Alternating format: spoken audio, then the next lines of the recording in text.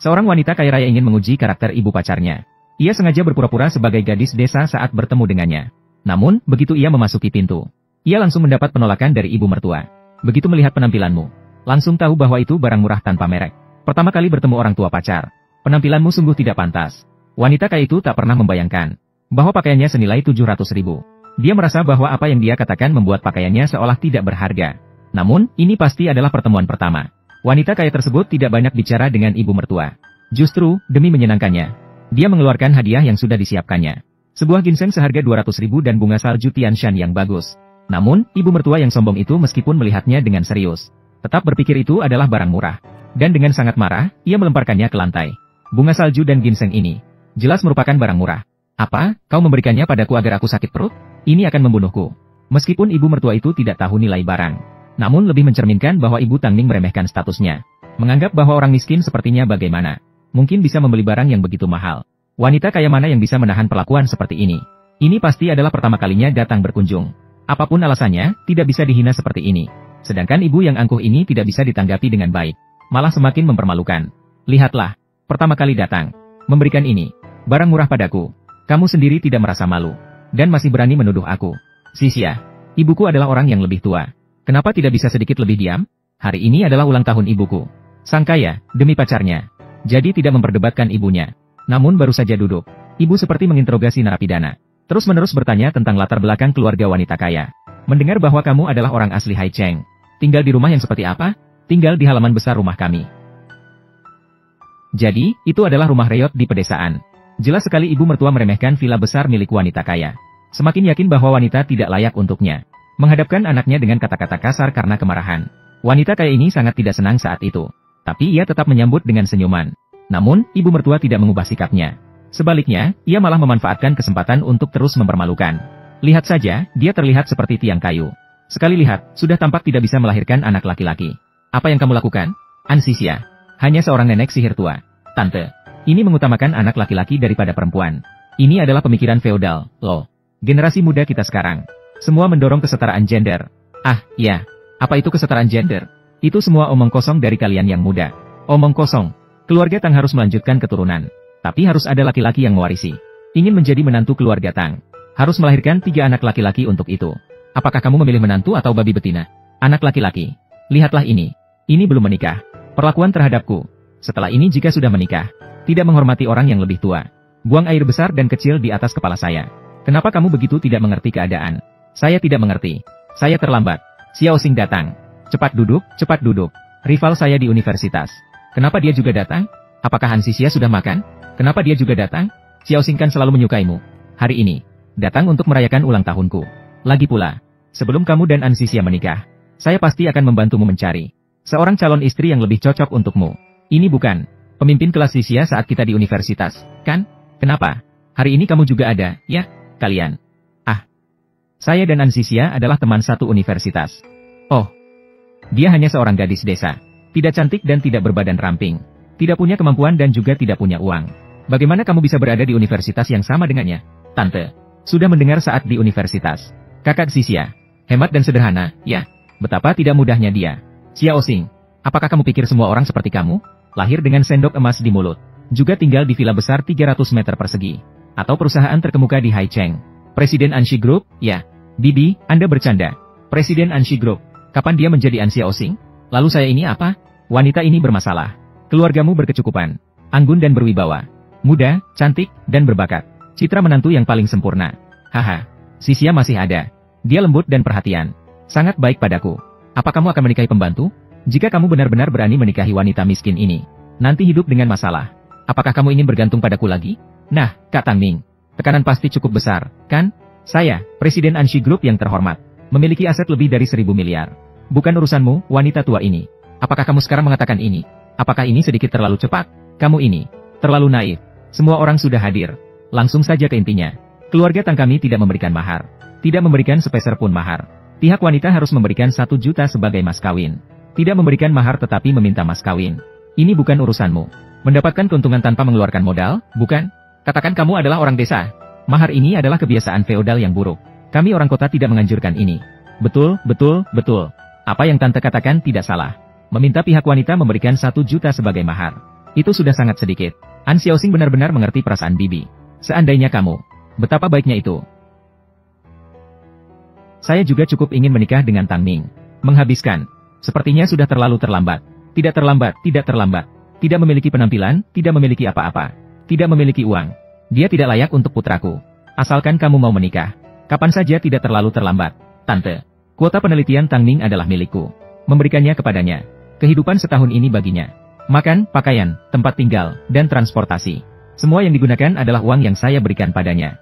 Termasuk pekerjaannya. Dan juga dia sekarang diangkat jadi manajer. Semua itu saya yang membantunya. Bagaimana Anda bisa bilang saya tidak bisa membantu Tang Ning? Kenapa kamu membahas hal ini? Saya bilang ini adalah kebenaran. Jangan ambil semua kredit untuk dirimu sendiri. Semuanya didapatkan oleh anak saya lewat kemampuannya. Dengan kemampuan anak saya sekarang, dia tidak boleh menikahi orang miskin sepertimu. Dengarkan ibu. Menikah dengan perawan yang baik. Setidaknya itu akan menghindarkanmu dari 10 tahun kesulitan. Bersama dengan Xiaoxing. Ibu, ini terlalu mendadak. Kamu ini benar-benar keras kepala. Kenapa kamu tidak mengerti sama sekali? Saya bilang, bagaimana begitu masuk? Ternyata ini adalah sebuah jamuan yang disiapkan untuk saya. Jamuan yang menyembunyikan niat buruk pun dimulai. Berarti kamu putus dengan Tang Ning? Ya, Tante. Jika Anda tidak suka pada saya, bisa langsung bilang. Mengapa harus berputar-putar seperti ini? Mengatakan banyak omong kosong. Saya merasa lelah untukmu. Xixia, ibu saya tidak jahat.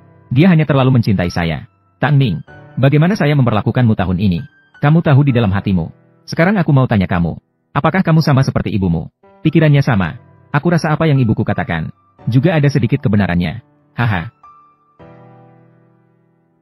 Dalam hidupku, An Xixia, belum pernah merasa dihina seperti ini. Aku memesan ruang VIP terbaik untuk orang lain. Memesan makanan termahal. Akhirnya diperlakukan seperti karnaval. Haha. Otakku yang terfokus pada cinta. Pulang nanti pasti akan dinasehati ayahku lagi. Apa yang kamu katakan? Jelas-jelas ini adalah ruang yang dipesan oleh Xiaoxing. Kamu masih berani merebut? Itu semua berkat Xiaoxing. Ah, Tante. Ruang VIP terbaik di restoran Xingyue ini. Bukan sembarang orang yang bisa. Mana mungkin aku bisa melakukan itu? Ayo, Xiaoxing. Jangan malu-malu. Tadi saat kami datang, pelayan itu mengatakan, itu dipesan oleh Nona An. Xiaoxing, kamu sangat perhatian. Ah, benar, Tante. Sangat puas, sangat puas. An Xiaoxing, memudahkan untuk naik, bukan? Ruang VIP terbaik di restoran Xingyue ini. Itu bukan sesuatu yang bisa digunakan oleh orang biasa.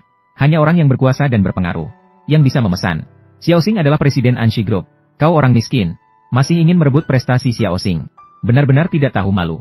Apakah kalian benar-benar yakin? Xiaoxing ini, apakah dia benar-benar presiden Anshi Group? An Xixia, kau mengklaim kamar yang saya pesan. Sekarang meragukan identitas saya lagi. Apa sebenarnya maksudnya? Hanya saja saya belum pernah mendengar. Presiden Anshi Group ini, namanya adalah Xiaoxing. Orang kampung seperti kamu, tidak tahu identitas saya. Bukankah itu sangat wajar? Saya hanya ingin mengingatkanmu dengan baik. Posisi presiden Anshi Group ini, bukan sembarang orang yang bisa mengenalnya. Berhati-hati bermain api, bisa terbakar. Apa maksudmu? Maaf mengganggu sebentar. Saya dengar Presiden Anshi Group hari ini berkunjung dengan besar. Biarkan saya untuk menghormatinya dengan segelas minuman. Manajer, Anda terlalu sopan. Anzong, bolehkah saya menghormati Anda dengan segelas minuman? CEO dari Anshi Group. Tentu saja bisa. Tunggu sebentar, Manajer Song. Ruangan ini jelas-jelas adalah yang dipesan oleh Xiaoxing. 1A. Xiaoxing adalah Anzong yang sebenarnya. Bukankah ruangan ini Anda yang pesan? Orang yang Anda cari tidak salah. An Xixia, kamu seorang miskin. Dari mana kamu punya banyak uang untuk memesan ruangan sebesar ini? Apakah kamu tahu berapa biaya makan hari ini? Sekali makan ini, setidaknya 10.000. Kamu masih berani mengambil kredit dari Xiaoxing. Benar-benar tidak tahu malu. Lihatlah ekspresi manajer ini. Dia seharusnya tidak mengenali Anzong yang sebenarnya. Iyalah, jangan berkelakuan konyol. Bahkan kamu tidak mempercayai saya. Seperti yang tertulis di buku, memang benar. Orang miskin memang suka berbohong. Oh, Anda masih bisa membaca? Kamu, saya bilang An Xixia. Saya tahu kamu sangat menjaga muka. Berbohong sebesar ini. Untuk apa berbicara banyak omong kosong? Manajer, ruangan ini sebenarnya siapa yang memesan? Manajer An, kamu bilang, sebenarnya siapa yang memesan? Saya telah membawa informasi pemesanan tamu yang dipesan atas nama. Tidak hanya dengan nama belakang An. Nomor akhir ponsel yang dia pesan adalah 86.868. Adalah nomor akhir telepon Xixia. Ruang dan makanan hari ini, semua adalah pesananmu. Tidak ada yang bisa dikatakan lagi, kan? Xiaoxing, apa sebenarnya yang terjadi? Bukankah kamu bilang itu pesananmu? Pasti mereka salah mencatat. Ah, itu tidak mungkin. Hotel kami tidak akan mencatat dengan salah. Kalian tidak percaya apa yang saya katakan. Apa kata manajer ini tidak mungkin bohong? Apa kemampuanmu? Sampai restoran Xingyue memberimu. Iya, tepat sekali. Hanya seorang koboi desa. Bagaimana bisa memesan ruang sebesar ini? Di sini ada yang mampu. Jelas itu adalah Xiao Xing. Lalu nomor telepon itu. Bagaimana bisa dijelaskan? Apakah ruang ini benar-benar dipesan oleh Ansisia? Jika mereka tahu saya mundur, itu akan sangat memalukan. Pasti saat saya mencatat, salah melaporkan nomor telepon. Sekalipun salah melaporkan nomor telepon teman sekelas dari universitas yang sama, juga tidak ada masalah, kan? Oh, jadi begini ya. An Xiao Xing. Kenapa saya tidak tahu sebelumnya? Kamu sangat mencintaiku, ya? Kamu telah melaporkan salah. Kenapa tidak melaporkan nomor telepon ibumu? Dan kalian berdua. Alasan yang begitu bodoh. Kalian berdua juga percaya. Xia, aku sangat jelas mengenai syarat-syaratmu. Siapa yang mengacau denganmu? Karena kamu bersikeras bilang kalau makan malam ini adalah pesananmu. Mungkin ada sekitar 100.000. Kalau begitu, kamu yang bayar saja. Baiklah, hanya 100.000 saja. Hanya biaya makan selama seminggu. Bayar dengan kartu. Bos bilang bisa memanjakan Anda. Xiao Liu. Pembayaran berhasil. Apakah kalian masih meragukanku sekarang? Sudah kukatakan, langsung dibayar. Xia, kamu bingung ya? Apa kamu mau menggunakan semua tabunganmu untuk makan malam ini? Kapan kamu jadi tuli? Aku sudah bilang. Bagi Presiden Anshi Group, itu hanya uang saku selama seminggu. Presiden Anshi Group, kamu tidak hanya tuli, tapi juga otakmu rusak. Presiden Anshi Group, bukankah itu Xiao Xing? Bagaimana Xia tahu aku menyamar? Apa yang dia katakan itu benar? Tidak mungkin. Menurutku, kamu sebaiknya jangan melebih-lebihkan dirimu. Namun hanya 15.000 yuan untuk biaya makan. Berani berpura-pura di sini. Sebagai CEO dari Anshi Group, jika memang punya kemampuan, kau bisa membayar semua di restoran Xingyue. Semua tagihan hari ini aku yang bayar. Orang desa. Konsumsi di seluruh tempat hari ini.